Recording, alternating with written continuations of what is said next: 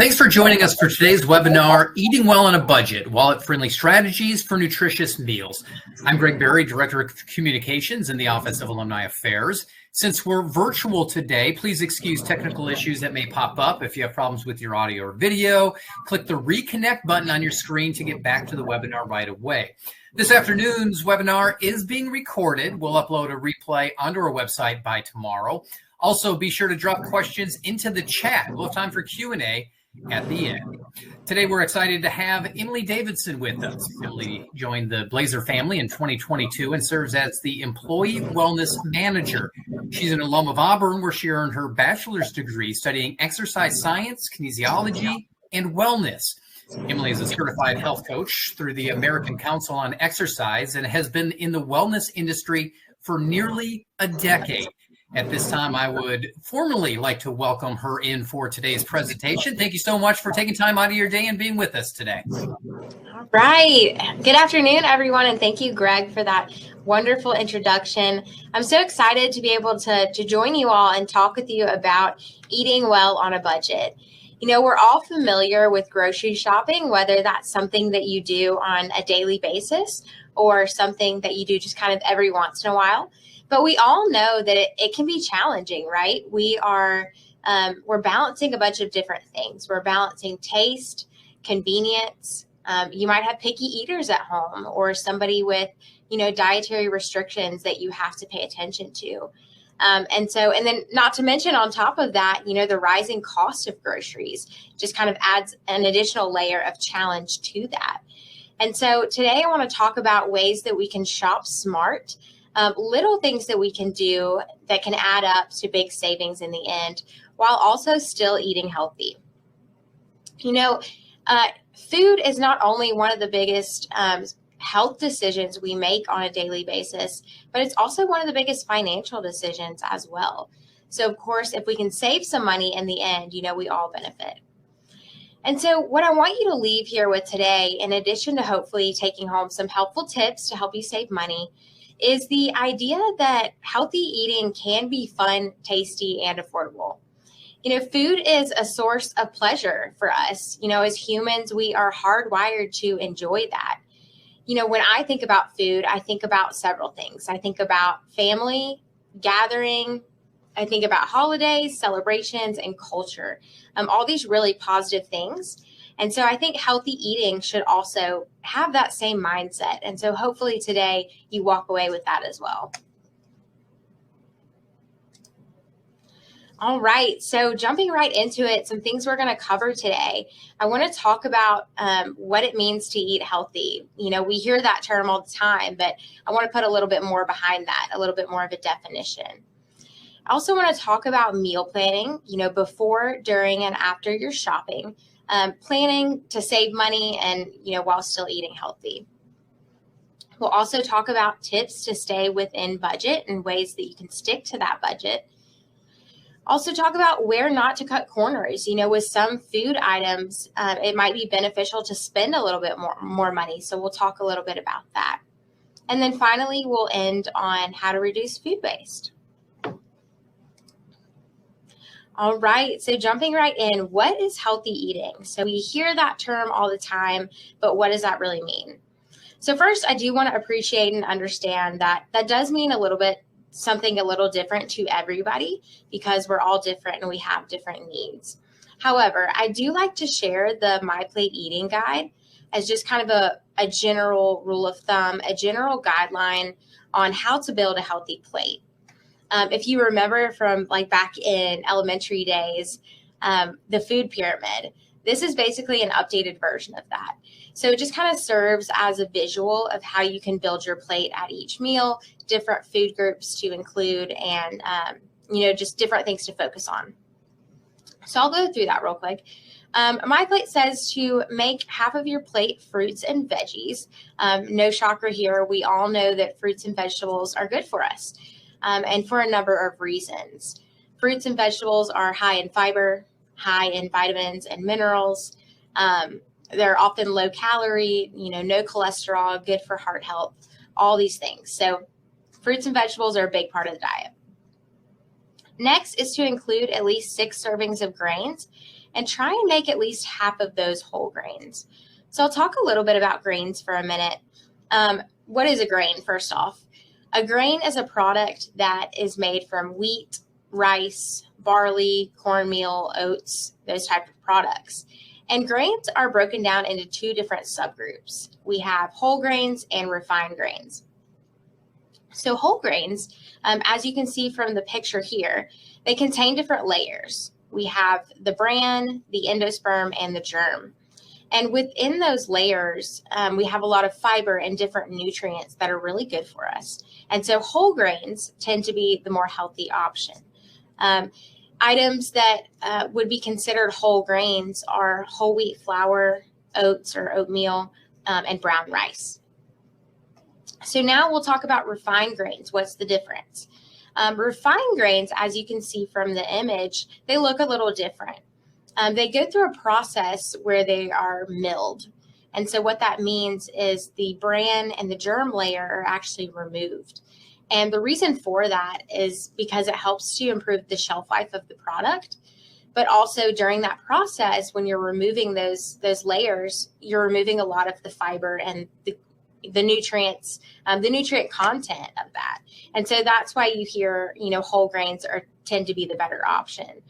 And a couple of examples of refined grains would be like your white rice, white bread, white flour, corn grits, things like that. So that's a little bit about your grains. Next, it says to plan for 3 servings of low-fat dairy products per day. Now, I do understand, a lot of people might be lactose intolerant, but I do want to kind of share, for the sake of the visual here, what dairy products are and a little bit about that. So what we consider dairy would be your cheese, yogurt, milk, and even your lactose milk products as well. What we don't consider dairy that we don't want to include this in our diet would be your products with a high fat content and low calcium content. So that would be more like your butter, cream, sour cream, and cream cheese, those type of things. So that's a little bit about dairy. Next says to make sure to include protein with each meal and snack. So I'm sure we've all heard that before. We know protein is important for a number of reasons. A couple of those being, it helps us to stay full for longer. And then it also helps to build muscle growth.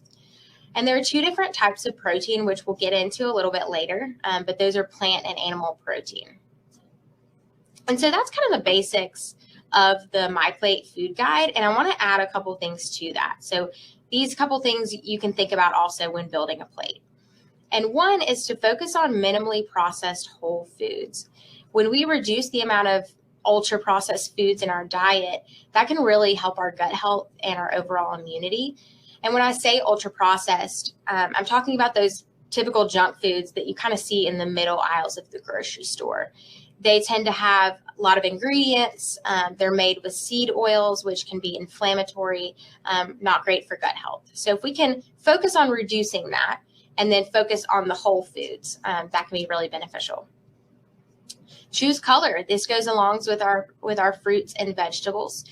The reason being, different fruits and vegetables contain different vitamins and minerals. So we want to eat the rainbow. You might have heard that before, but that's a good thing to focus on as well. Choose good quality fats. So fats have been demonized for a long time. However, I do feel like, people are starting to come to realize that there are healthy fats out there. Fats that are in beans, legumes, certain kinds of fish, olive oil, avocados. These are what we call our omega-3 fats. And these are actually really good for our heart health, gut health, inflammation, lots of different things. And so focus on those good quality fats. Don't be scared of them. There are good fats out there. And last, and maybe my favorite one, is to reframe your mindset about healthy eating. Healthy eating has a reputation for being boring and expensive. Hopefully today you'll see that it doesn't have to be that way. Food is a source of pleasure, as I said, and I think we should have the same mindset about healthy food as well. We should enjoy it. We should celebrate it.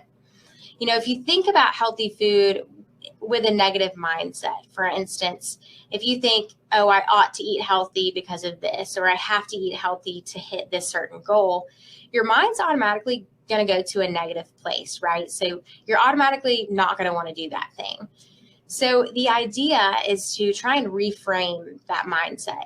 Instead of thinking of that in a negative way, kind of twisting that and thinking of healthy food as being your fuel.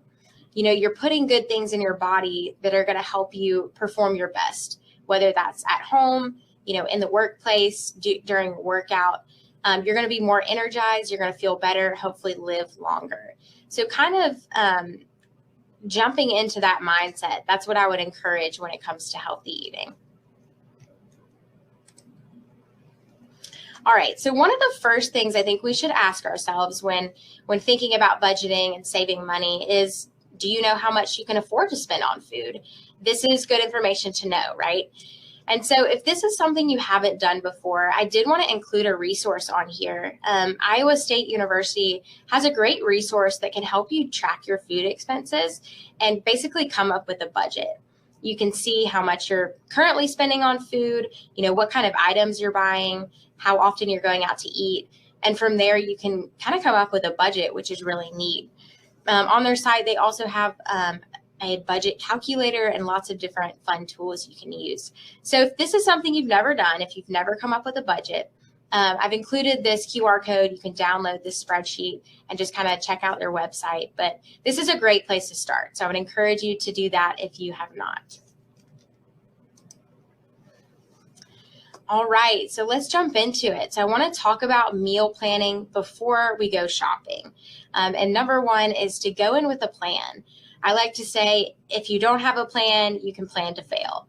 Now, that's not always the case, but if you do have a plan, you're much less likely to stray away from it. When you go into the grocery store, there's marketing everywhere, right? Their job is to encourage you to buy more items. So they might set up a fun display with fun colors or fun shapes, or they might put sale items at the front or the top of the aisles. All these things to encourage you to buy more. So again, if you have a plan, you're less likely to fall for that. All right, so when thinking of getting a plan together, a good tool to use is a whiteboard or a meal planning sheet. Something that you can write down your items, your grocery items on. And then if you want to take it a step further, you can write down your actual meals for the week. Some people find that can be really satisfying, I guess. It can take a little bit of stress off if you know what you're going to have on Thursday instead of, trying to, put something together the night of. So that's something to think about. And so, okay, we have our meal planning sheet, our piece of paper, whatever we have. How do we put together recipes? Get creative is some advice I would give. There's so many tools out there, free tools, to help you put together a recipe. Of course, we have the classic cookbooks. There's a ton of websites and things like that. There's apps.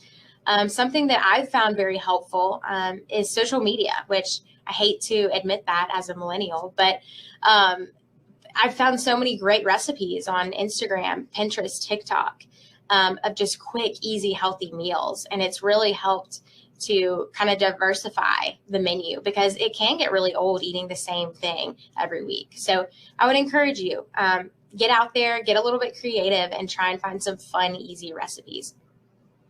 I've included a couple sites up here. One Dish Kitchen. So if you're cooking for one, that can pose as a challenge. I've been there. So this is a great resource if you're cooking for one. It gives you good portion sizes and all that.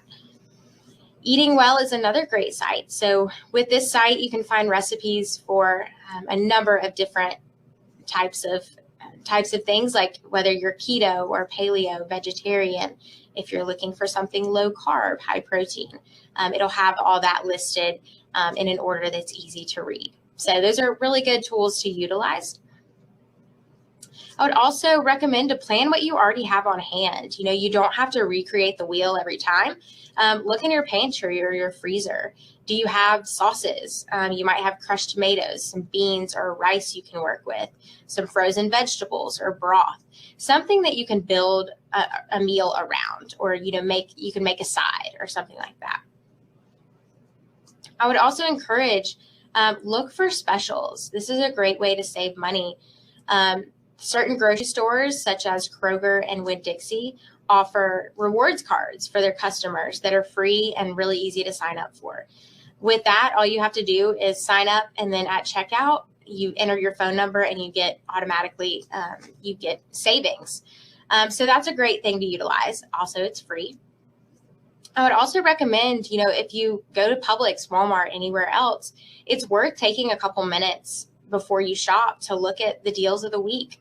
Oftentimes they have buy one, get one, or certain items for sale. So look into that and say, okay, can I build a meal from this? And that can help you save some money as well. Take advantage of store brands. This is a great tip. Store brands are cheaper and they often taste the exact same.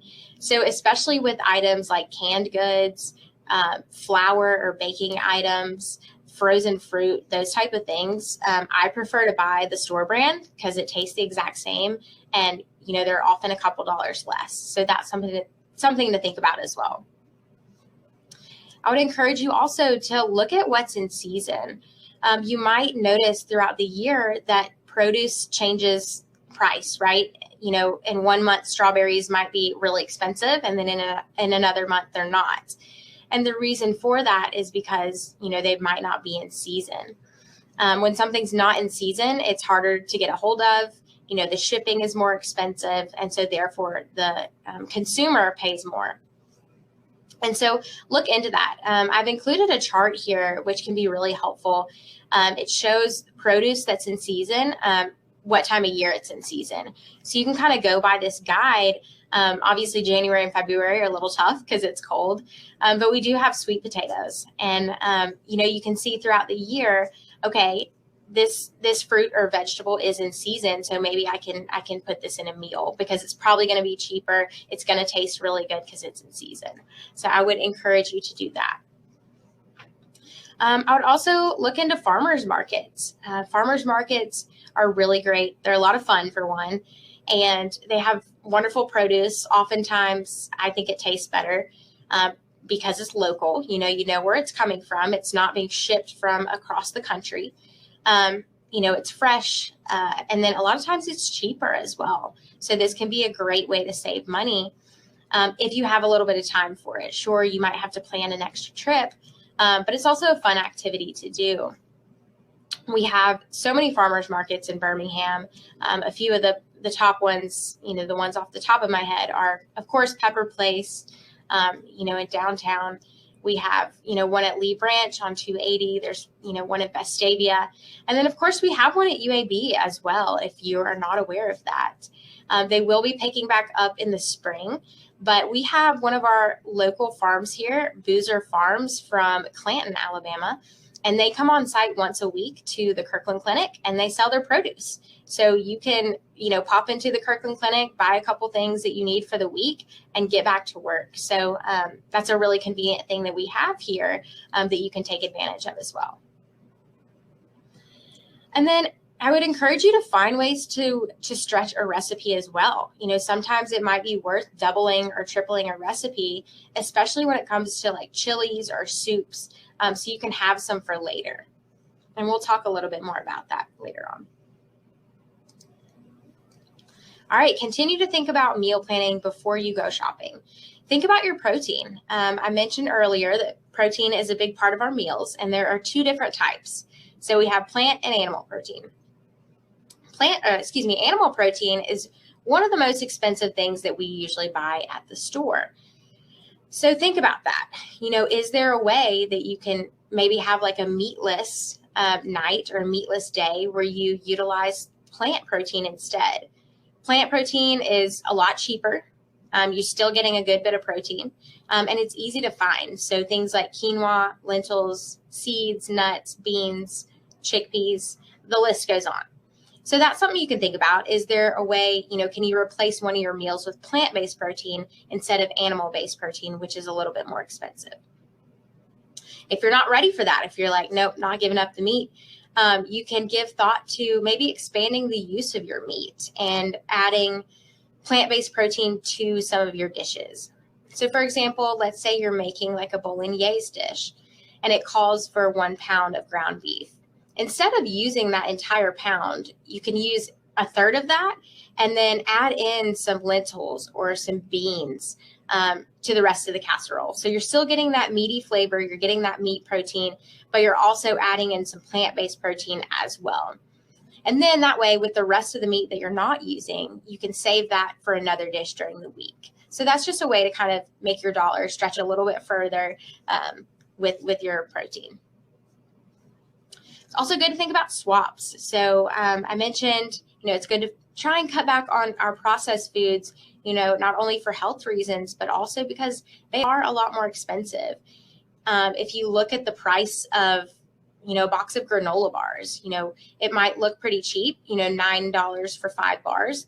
But if you think about swapping that out for whole foods, think about what you could get, how many carrots you could get for $9, right? Or how many chickpeas.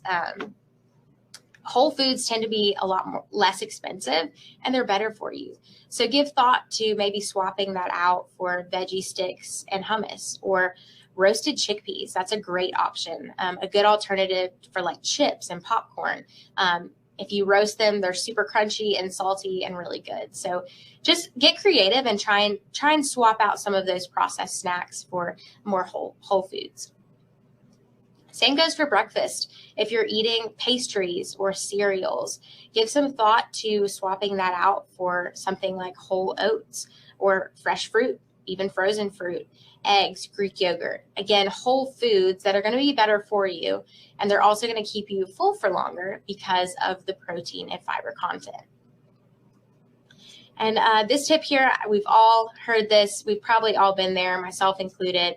Try to avoid shopping when you're hungry. I can't tell you how many times I've been to the store, I'm hungry, I have a sweet tooth or something, and then I end up buying like 5 extra things that I didn't need. So if you're about to go to the store, you got your list ready, make sure you have a snack before so you're not tempted to buy a bunch of extra things. All right, so while you're shopping, when you're in the store, where do we start?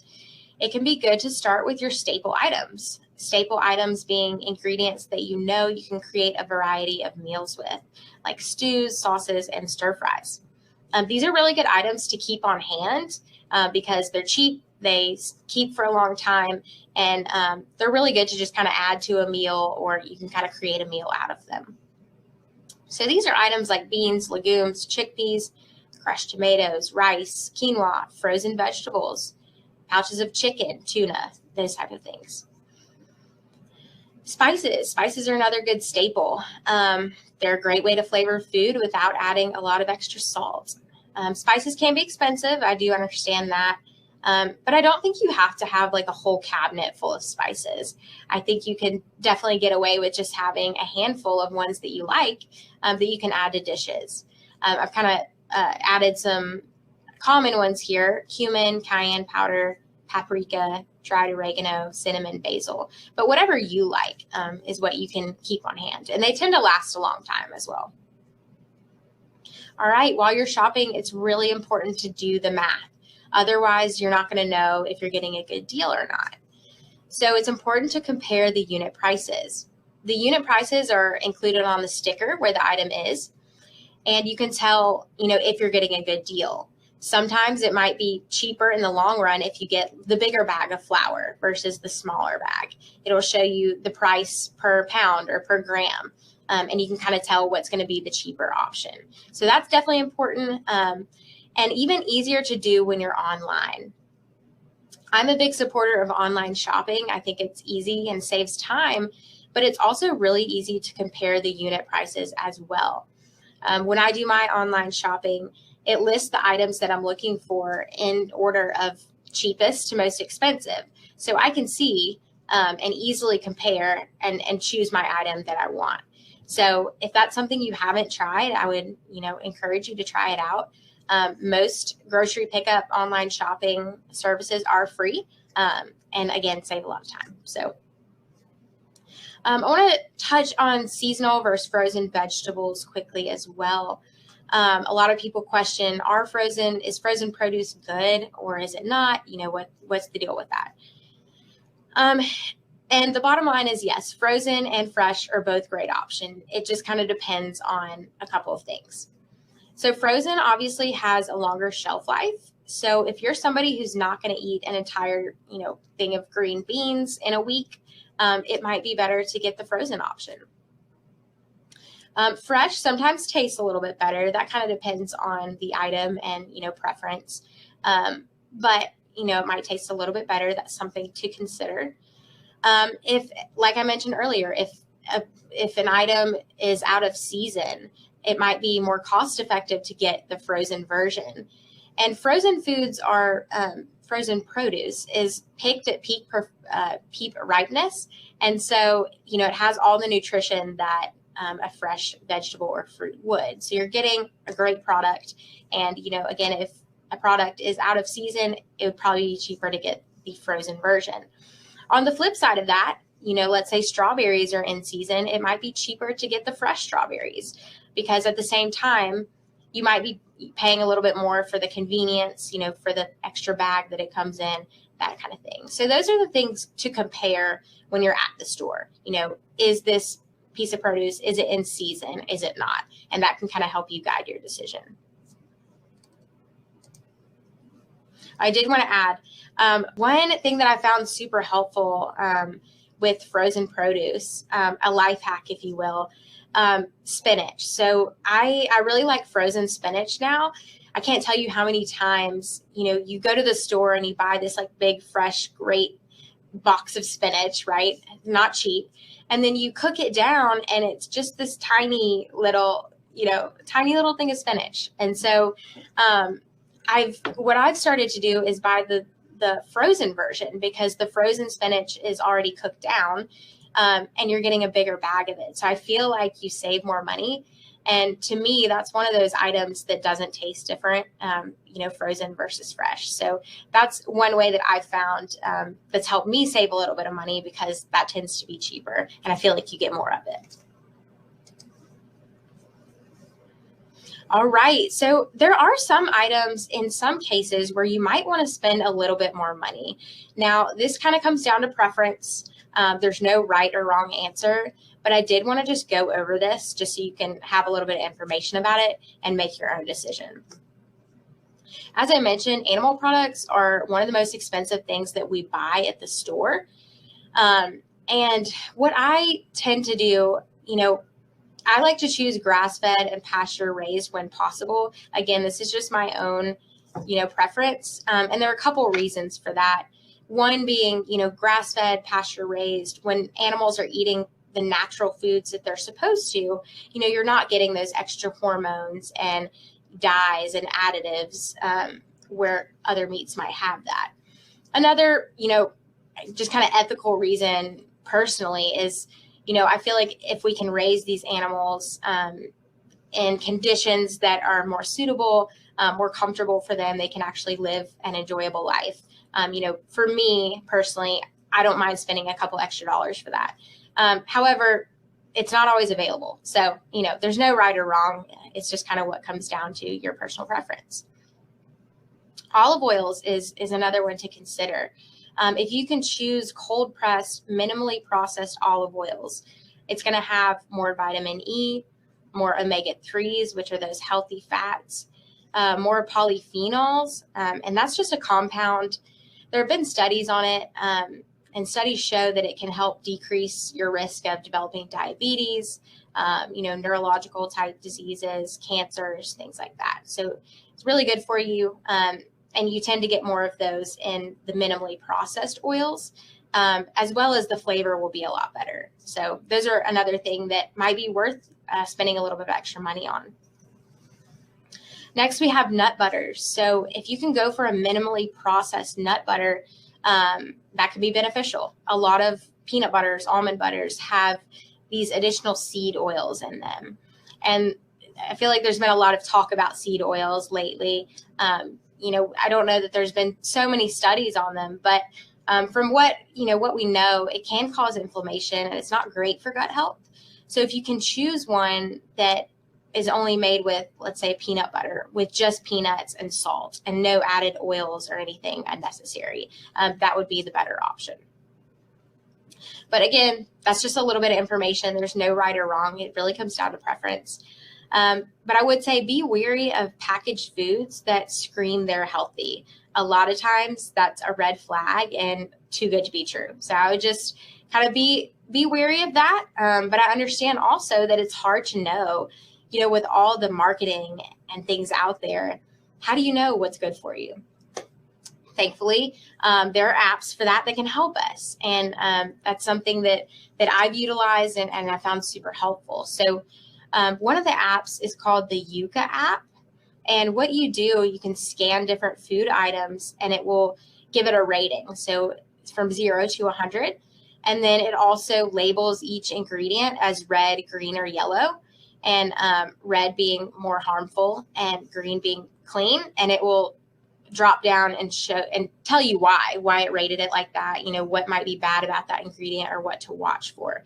And that can be super helpful. I'm not saying to use that for everything. It's not something to be obsessive over, but it can just kind of open your eyes to a couple things. For instance, I didn't know there was, red 40 in, Jell-O or, food dye and other chemicals in items I was eating every day. So it could just be kind of helpful to understand at least what ingredients might not be great and why that is, and just kind of help you make better decisions.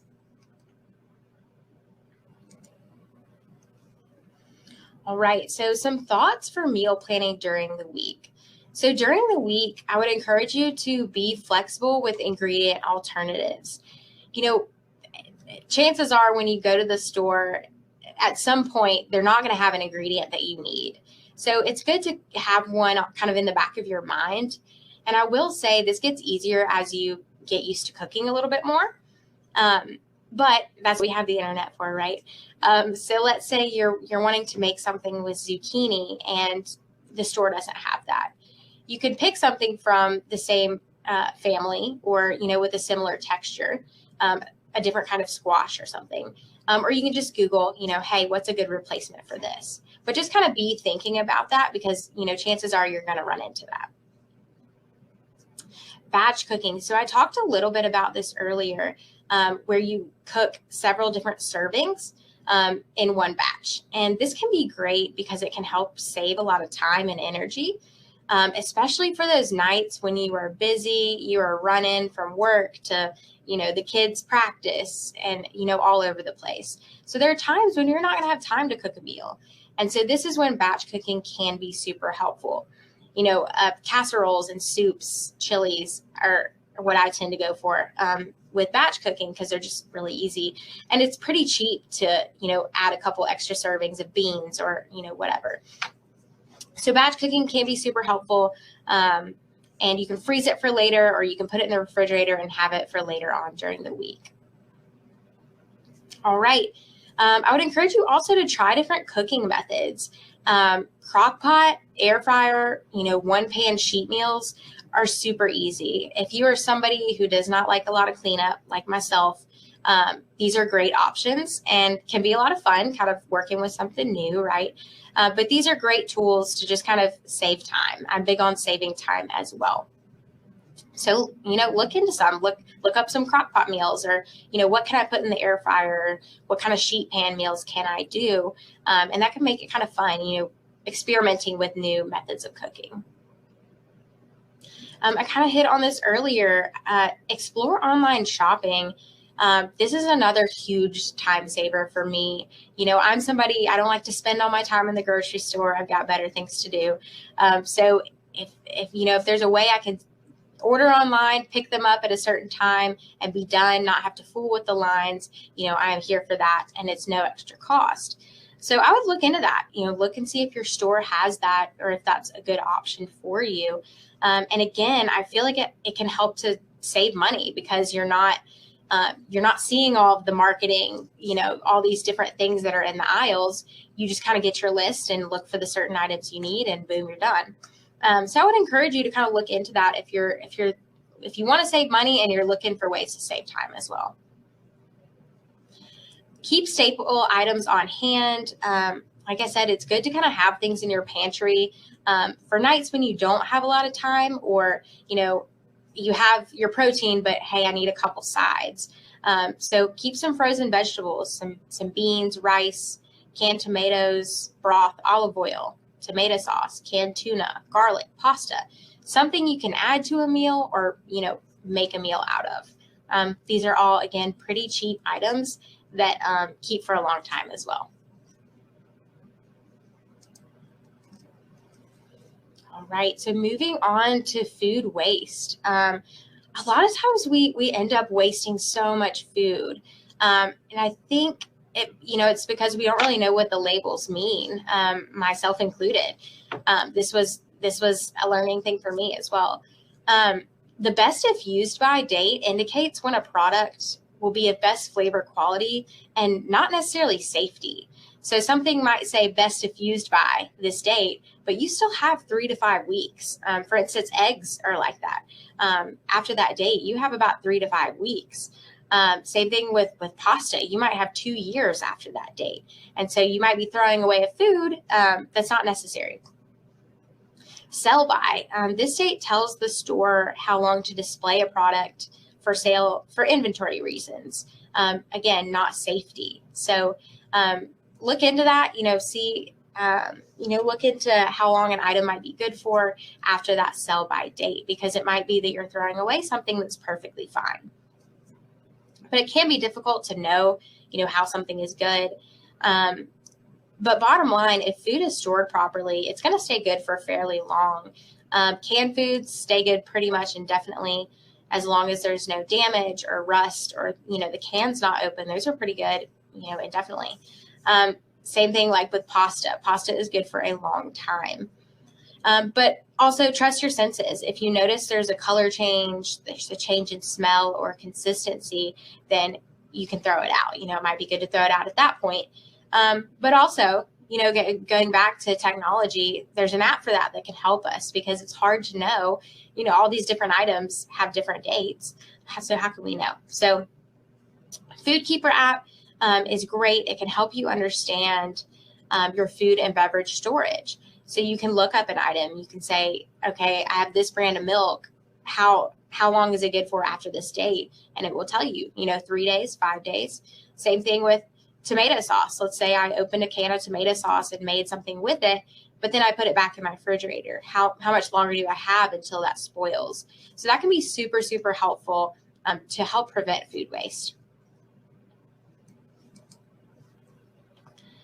So final takeaways from today, you can maximize savings with minimal planning. You do not have to spend hours in a week planning meals.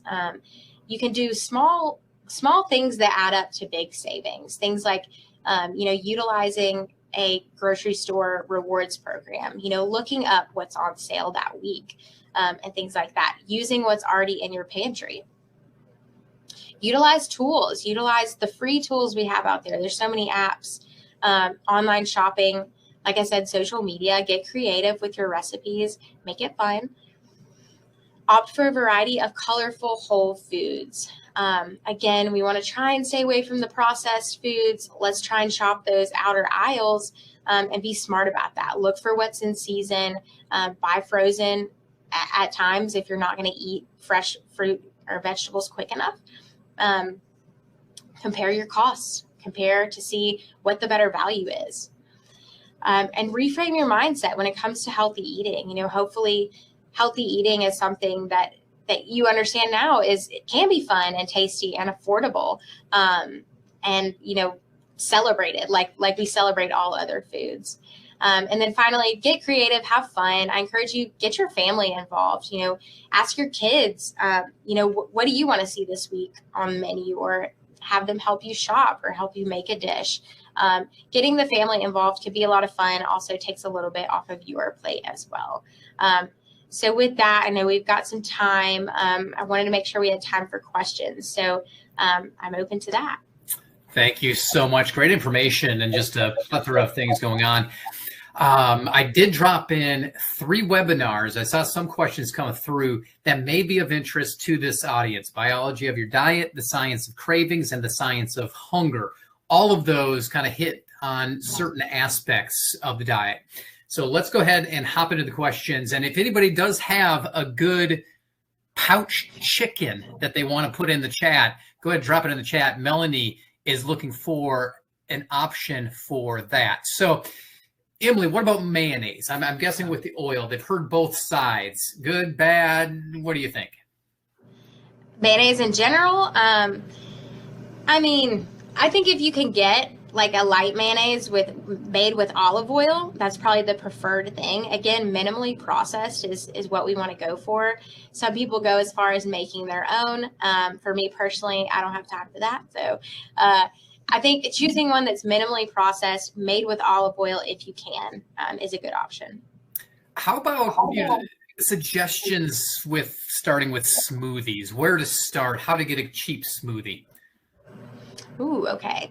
A cheap smoothie. So if you go to your grocery store, I will say a lot of times they have smoothie packs if you like in the frozen section, if you really don't know where to start. And it'll be portioned out. It'll have fruit. You just dump it in your blender and you're good to go. However, I like to be creative with those. Whatever fruits you have on hand, berries make a good fruit, and bananas. You create your own concoction. You really can't mess up a smoothie, I think. And, online has a ton of great options as well. And James, if you want to elaborate on that question, go ahead, drop that on. I don't know if I went with my best guess of what that question was.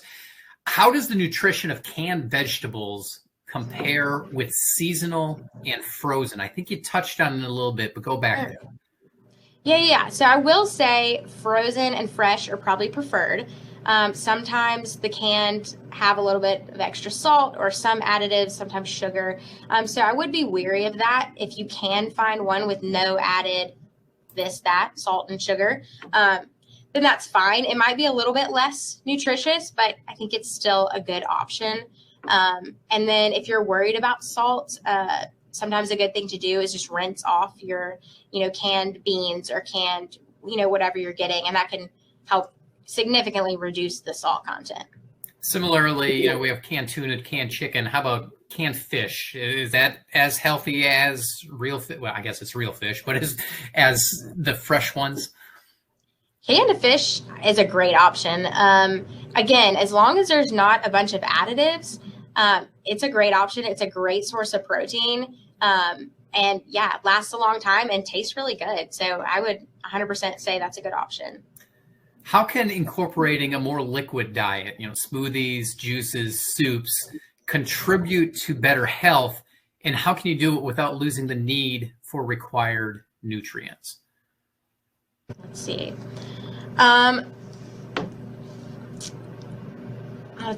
Will you say that one more time? I'm sorry. Well, I'll break it up for you. The first part of it is, how can incorporating a more liquid diet contribute to better health? I think with a liquid diet, you can a lot of times sneak in vegetables, especially with your smoothies and your soups. So I think that could be really beneficial if you are somebody who doesn't particularly like those things. So that's a good way to do that, and that can be beneficial for sure. What was the other part of the question? The second part of that question was, how can this be done without losing the need for required nutrients? I think as long as you are, if you are more on a liquid diet, still making sure you're getting protein, I would say that's maybe the only thing you could be missing out on. So if you're making sure you're getting some sort of protein source in your soups, or you could look into like a protein powder for your smoothies, just to make sure you're getting enough. Because if you're doing an all like vegetable kind of diet, you could be missing out a little bit there. But otherwise, I think it's pretty solid.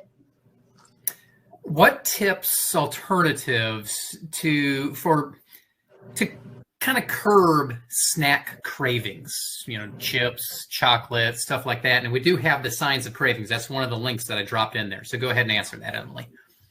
So to curb your cravings, first off, I would say water. I know nobody wants to hear that answer. But if you wake up first thing in the morning and drink a glass of water, that's going to help you in the mornings. But if you can drink a glass of water too before you give into a craving, let's say, and wait at least like 5 to 10 minutes, if that craving's still there, okay, maybe you get a little piece of whatever you're wanting, but that can help you feel more full. And then another thing, now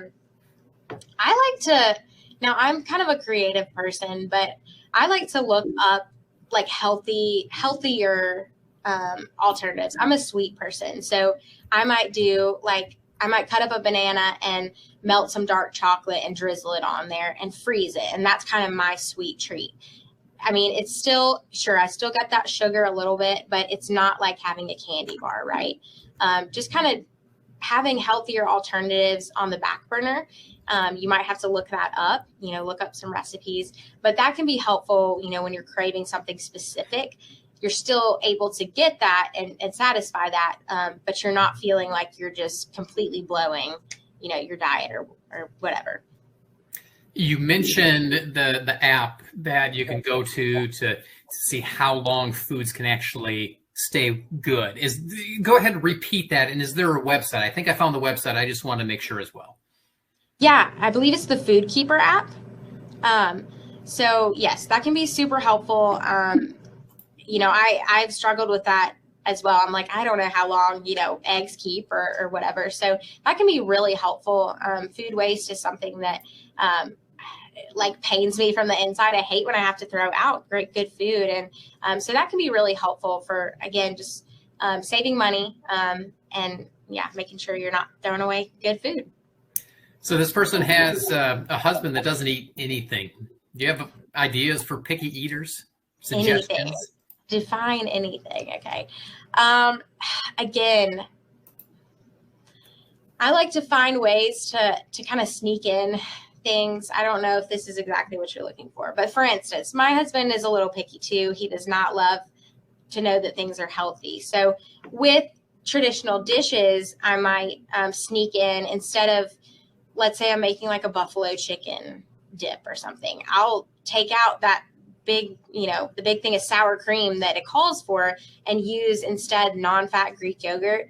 Can't taste the difference. I don't have to tell him that, but you're not getting all of those calories and that fat. You're actually getting a lot of protein from that. So I know that does, require a little bit of research, but again, just kind of having replacements, healthier replacements. What can you replace instead of, mayonnaise or, this, that, and the other? Would you address when it's worth the money to buy organic? That kind of depends. I would say organic is good for certain fruits and vegetables. Fruits and vegetables that have a thin layer of skin, for instance, blueberries, strawberries, I think of some other ones. Those are the main two that come to mind.